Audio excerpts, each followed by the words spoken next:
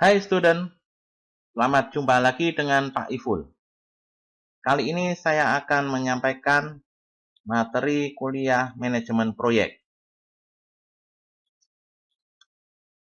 Topik kali ini adalah tentang proyek. Nanti akan dibahas pengertian proyek yang merupakan video bagian pertama dan proses perkembangan proyek. yang merupakan video bagian kedua. Oke? Menurut kalian, apakah proyek itu? Ya, di sini ada beberapa referensi tentang pengertian proyek. Pengertian yang cukup singkat, yang pertama, proyek adalah suatu keseluruhan aktivitas dengan menggunakan sumber-sumber untuk mencapai kemanfaatan atau benefit. Jika kita menggunakan referensi yang lain yang cukup lengkap, pengertian proyek adalah suatu keseluruhan aktivitas dengan menggunakan sumber-sumber daya yang tersedia dan anggaran dana yang harus diselesaikan dalam jangka waktu tertentu untuk mencapai suatu tujuan. Nah, Anda tidak perlu menghafalkan kalimat ini sekian panjangnya. Cukup Anda pahami ada beberapa kata kunci dalam pengertian proyek ini. Yang pertama adalah semua proyek pasti menggunakan sumber-sumber daya. Nah, ini kata kunci pertama. Yang dimaksud sumber daya di sini adalah, atau resources, adalah seperti sumber daya manusia, sumber daya biaya, mungkin juga sumber daya peralatan, dan sebagainya. Nanti di bagian lain akan dijelaskan khusus tentang sumber daya. Kemudian kata kunci kedua, semua proyek pasti memerlukan sejumlah dana yang direncanakan dengan anggaran dana tertentu. Ini kata kunci kedua, anggaran dana.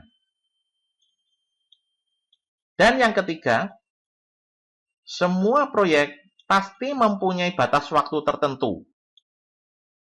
Jadi, artinya, proyek harus selesai dalam jangka waktu tertentu. Ini kata kunci ketiga.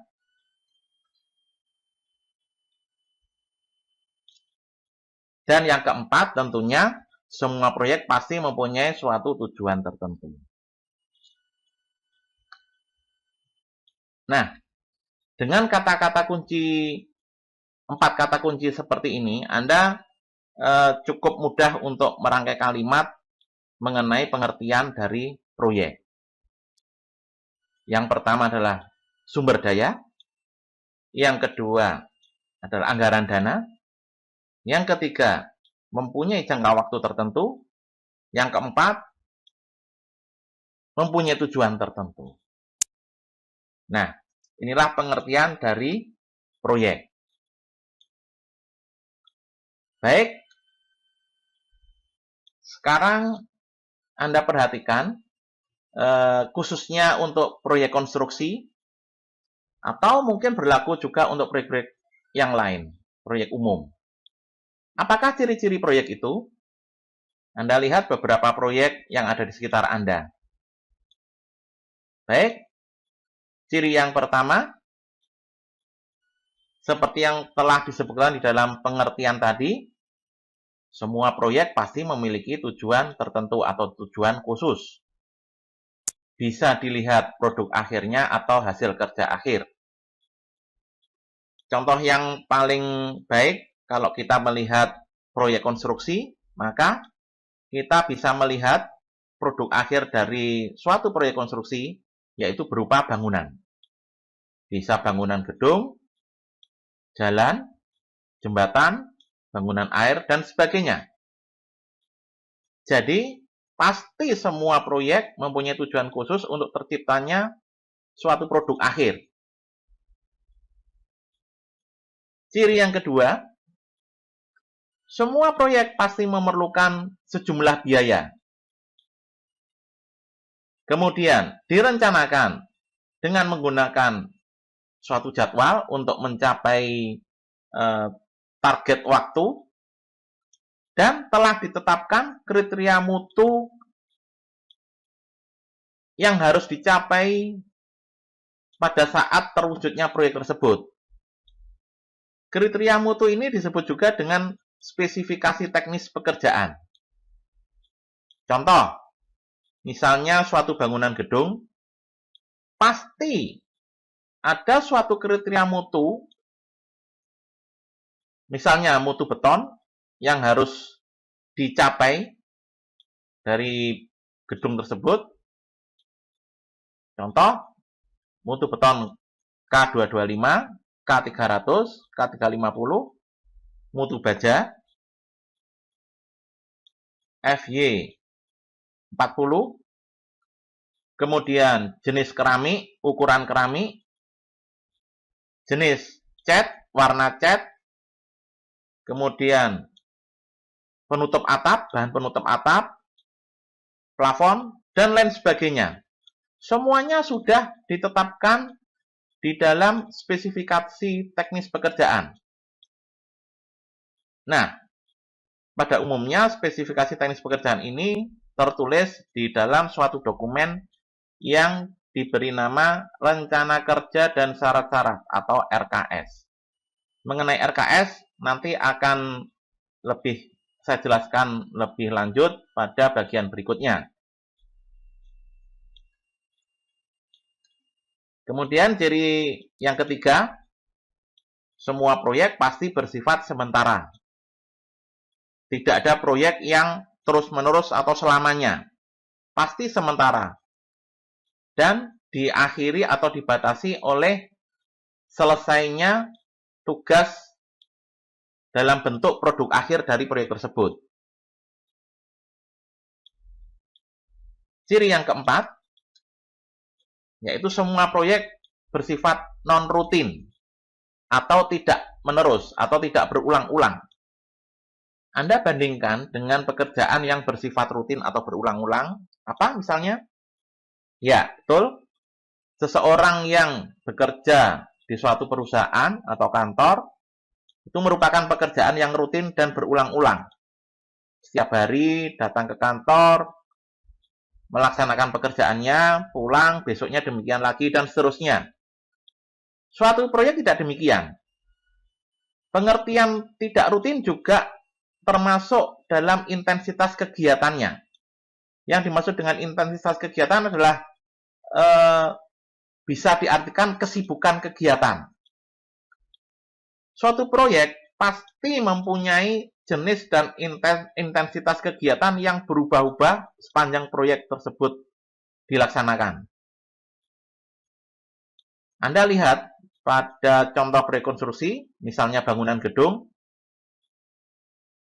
pada awalnya, pada saat baru dimulai, kita melihat intensitas kegiatannya agak rendah, atau rendah, dikatakan rendah. Kenapa? Karena tidak terlalu kelihatan kegiatan yang menyolok atau kegiatan yang sangat padat, baik dari jam kerja maupun dari jumlah pekerja. Kemudian pada saat telah berlangsung sekian lama, terutama pada saat pelaksanaan pekerjaan struktur, misalnya pada saat pelaksanaan kolom, balok, plat, terlihat bahwa intensitas kegiatan dari proyek tersebut meningkat. Kita melihat bahwa banyak sekali pekerjaan yang dilaksanakan, ada pekerjaan casting, penulangan, pengecoran, jumlah pekerja yang terlibat juga banyak, kemudian jam kerja bahkan mungkin bisa sampai larut malam. Pada saat akhir dari pembangunan gedung tersebut, misalnya pada saat finishing, kita melihat lagi bahwa intensitas pekerjaan menurun kembali. Kita lihat bahwa jumlah pekerja tidak sebanyak pada saat pelaksanaan struktur, kemudian jam kerjanya, kemudian aktivitas kegiatannya juga terlihat menurun. Demikianlah ciri-ciri dari proyek yang mempunyai 4 ciri yang telah disebutkan tadi. Baik, berikutnya marilah kita melihat contoh-contoh proyek konstruksi. Proyek konstruksi dapat dibagi atau dikelompokkan menjadi beberapa kelompok berdasarkan sifat atau bentuk proyeknya. Yang pertama, ada proyek yang didominasi oleh pemindahan massa. Anda tahu contohnya? Baik, kita lihat. Ini adalah proyek bangunan air yang berupa bendungan. Anda lihat di sini, untuk membendung air yang ada di bagian belakang dari bangunan ini terdiri dari material-material, ada agregat kasar, ada agregat halus, ada tanah urukan, dan sebagainya. Anda lihat, massa yang ditimbun di sini, ini sebagian besar adalah merupakan kegiatan pembinaan massa. Nah, inilah contoh dari proyek yang bersifat pemindahan massa. Contoh kedua, atau kelompok kedua, ada proyek yang dominan bersifat perubahan massa. Anda tahu apakah contohnya? Ya, ini proyek apa? Betul, ini adalah proyek bangunan gedung bertingkat tinggi. Apa perubahan massanya? Ya, gedung ini terbuat dari beton bertulang. Pada saat awal, sebelum dilaksanakan, tentunya sebelum jadi bentuk beton bertulang seperti ini, maka material yang didatangkan atau yang ada di lokasi proyek adalah berupa agregat halus atau pasir, ada agregat kasar, kerikil, ada tulangan, ada semen atau PC, atau mungkin mendatangkan beton ready mix. Nah, semua agregat tadi itu pada saat belum dilaksanakan, tentunya hampir tidak mempunyai bentuk atau bentuk yang tidak beraturan. Kemudian pada saat pelaksanaan, dibuat cetakan, kemudian dirangkai tulangannya, kemudian dicor. Nah, setelah jadi, maka jadilah bentuk seperti ini. Ada kolom, ada balok, ada plat, dan sebagainya. Nah, inilah merupakan contoh proyek yang bersifat perubahan massa. Baik. Contoh berikutnya,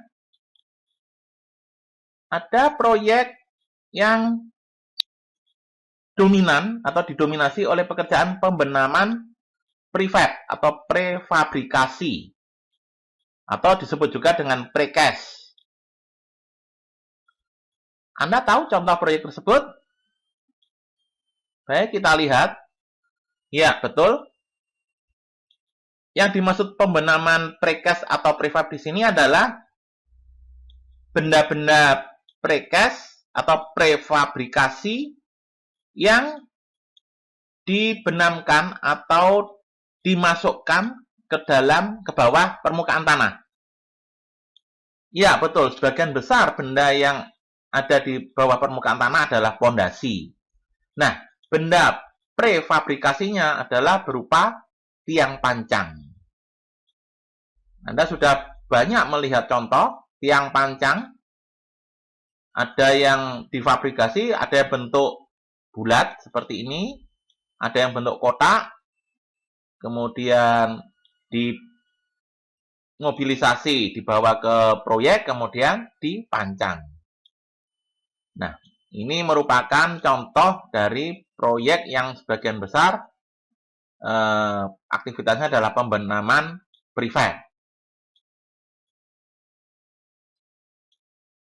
Berikutnya, ada proyek yang bersifat sebagian besar adalah penyusunan benda-benda prefabrikasi atau precast. Anda bisa memberikan contoh? Coba Anda lihat bangunan seperti ini. Yang pertama, ini bangunan gedung yang masih belum jadi. Anda lihat bahwa komponen-komponen gedung terdiri dari benda-benda prefabrikasi atau precast. Ada dindingnya, ada kolom-kolom prefabrikasi, ada plat prefabrikasi, dan balok prefabrikasi. Pada saat ini telah banyak dibuat komponen-komponen prefabrikasi untuk mempercepat pelaksanaan pekerjaan. Kemudian pada jalan flyover yang banyak terdapat di kota-kota besar atau di jalan tol, Anda lihat balok-balok ini yang biasanya terbuat dari beton precast pre-stress. Ini merupakan juga contoh dari proyek yang dominan merupakan penyusunan prefabrikasi atau precast. Berikutnya, ada proyek yang didominasi oleh penurunan benda berongga. Apakah Anda tahu benda berongga apa kira-kira yang diturunkan, bisa di bawah permukaan tanah atau di bawah permukaan air? Apakah Anda bisa memberikan contohnya? Coba Anda lihat gambar ini. Ini merupakan bentuk pondasi kaisong namanya. Pondasi kaisong itu adalah suatu pondasi dari beton bertulang yang besar sekali dimensinya. Namun di dalamnya di sini ada rongga-rongga sehingga tidak berbentuk masif, tidak berbentuk massa yang masif. Kalau dilihat sketsnya bisa juga berbentuk bulat. Ini dinamakan juga dengan pondasi sumuran yang bentuknya bulat, terus kemudian di tengahnya ada rongganya, tidak pejal, tidak masif. Bisa juga berbentuk persegi yang tidak masif, di tengah-tengahnya ada rongga-rongga seperti ini. Nah, apabila sudah dicetak di lokasi atau didatangkan, maka pondasi kaisong ini akan dibawa ke lokasi. Kalau ini di permukaan, di perairan, di permukaan air, dibawa. Kemudian pada lokasi yang telah ditentukan, pondasi ini akan dibenamkan ke bawah permukaan air. Atau bisa juga dimasukkan ke dalam tanah. Nah, inilah merupakan contoh proyek yang bersifat penurunan benda berongga. Berikutnya, ada proyek yang didominasi oleh pekerjaan pembuatan lubang dalam tanah arah vertikal. Kira-kira apa? Ya, benar. Ini masih berhubungan dengan pekerjaan pondasi. Anda lihat ada beberapa proyek yang pondasinya merupakan pondasi dalam, namun tidak menggunakan tiang pancang. Pondasi tersebut mirip dengan tiang pancang, namun beton bertulangnya, bagian beton bertulang dicor di tempat. Nah, pondasi tersebut dinamakan pondasi bore pile. Di sini dibuat pengeboran ke dalam tanah arah vertikal. Anda lihat di diagram ini, dibuat bor, lubang pondasi, bor ke dalam tanah arah vertikal, kemudian dimasukkan tulangannya, kemudian baru dicor. Ini merupakan contoh proyek yang didominasi oleh pembuatan lubang dalam tanah arah vertikal. Masih ada lagi satu proyek yang didominasi oleh pembuatan lubang dalam tanah arah horizontal. Kira-kira apa? Ya, Anda sudah sangat familiar, banyak berita sekarang di media massa dan media elektronik. Ini contoh-contoh dari proyek yang didominasi oleh pembuatan lubang dalam tanah arah horizontal. Ada terowongan jalan kereta api di dalam tanah arah horizontal. Ini merupakan terowongan jalan raya di dalam tanah juga, arah horizontal. Dan ini adalah penghubung dua gedung, dibuat terowongan arah horizontal di basement, artinya di bawah lapisan tanah. Nah, inilah contoh-contoh dari proyek yang didominasi oleh pembuatan lubang di dalam tanah arah horizontal. Baik, kita lanjutkan dengan pendekatan sistem dari proyek. Ini ada diagram yang menunjukkan tingkatan-tingkatan dari suatu sistem yang merupakan bagian terbesar. Kemudian berturut-turut terdiri dari beberapa bagian, dan letak proyek ada di tengah-tengah dari sistem ini. Kita mulai dari proyek dulu. Proyek pasti terdiri dari beberapa pekerjaan. Nah, contoh, suatu proyek gedung bertingkat atau proyek gedung, kalau kita bagi-bagi menjadi beberapa pekerjaan utama, misalnya pekerjaan persiapan, pekerjaan tanah, pekerjaan pondasi, pekerjaan struktur beton bertulang, pekerjaan pasangan, pekerjaan atap, dan seterusnya. Jadi artinya proyek gedung terdiri dari beberapa pekerjaan utama. Nah, pekerjaan utama tadi masih bisa dibagi lagi menjadi beberapa kegiatan atau pekerjaan yang lebih kecil, yang dinamakan dengan activity. Kalau pekerjaan utama tadi dinamakan dengan task.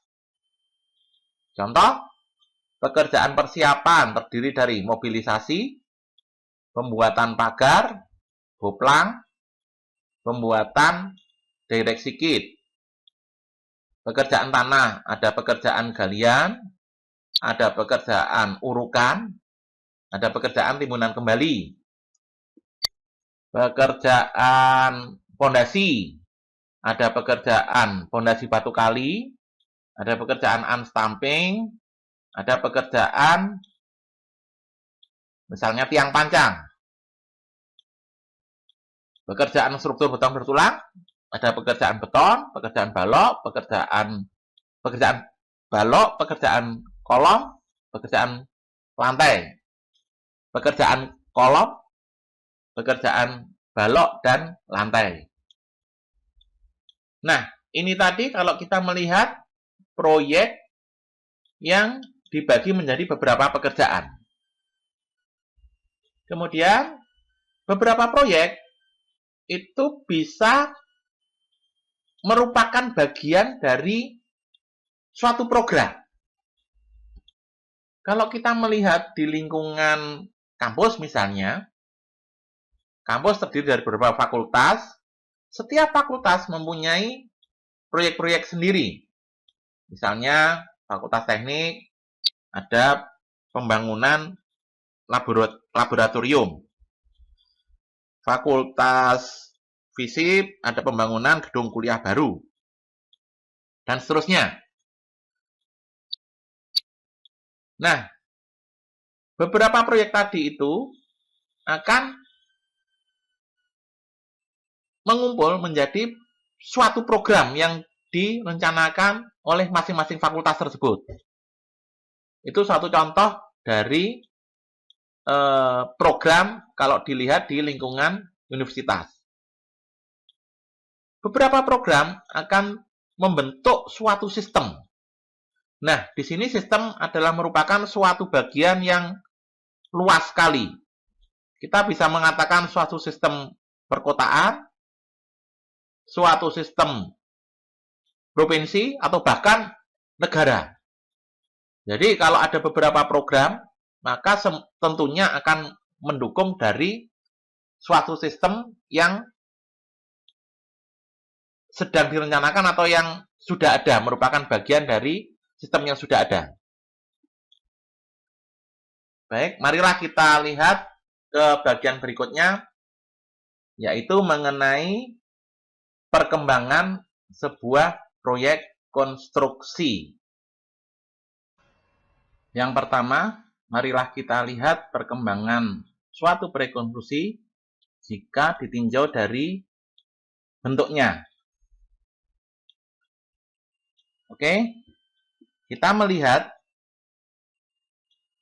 suatu proyek konstruksi pada awalnya sebelum dibangun, tentunya tidak terlihat apapun di lokasi tersebut. Artinya, suatu proyek konstruksi pada awalnya tidak mempunyai dimensi atau tanpa dimensi. Jadi, suatu proyek konstruksi diawali dengan adanya suatu ide dan kebutuhan dari owner atau pemilik, atau sering disebut dengan pengguna jasa. Apabila pengguna jasa sudah menetapkan akan melaksanakan proyek yang memang dibutuhkan, maka tentunya pemilik akan melangkah ke tahap selanjutnya, yaitu merencanakan proyek tersebut agar bisa dilaksanakan dan diwujudkan. Nah, bentuk dari perencanaan tersebut berupa gambar-gambar perencanaan, kemudian tulisan yang berupa analisis perhitungan, bisa juga berbentuk grafik-grafik yang mendukung analisis.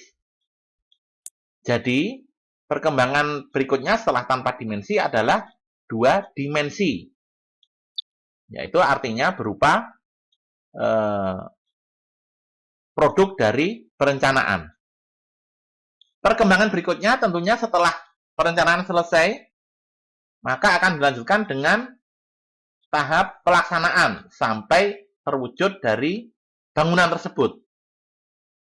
Jadi artinya, setelah selesai dilaksanakan, maka tentunya akan terlihat wujud dari bangunan yang berbentuk 3 dimensi. Nah, tahap terakhir, setelah selesai dilaksanakan, setelah jadi, maka bangunan adalah siap untuk dioperasionalkan. Nah, ini merupakan perkembangan suatu proyek konstruksi jika dilihat dari bentuknya. Coba amati beberapa macam proyek, terutama proyek konstruksi. Yang pertama, pekerjaan proyek konstruksi tidak pernah mengalami hal-hal yang sifatnya rutin.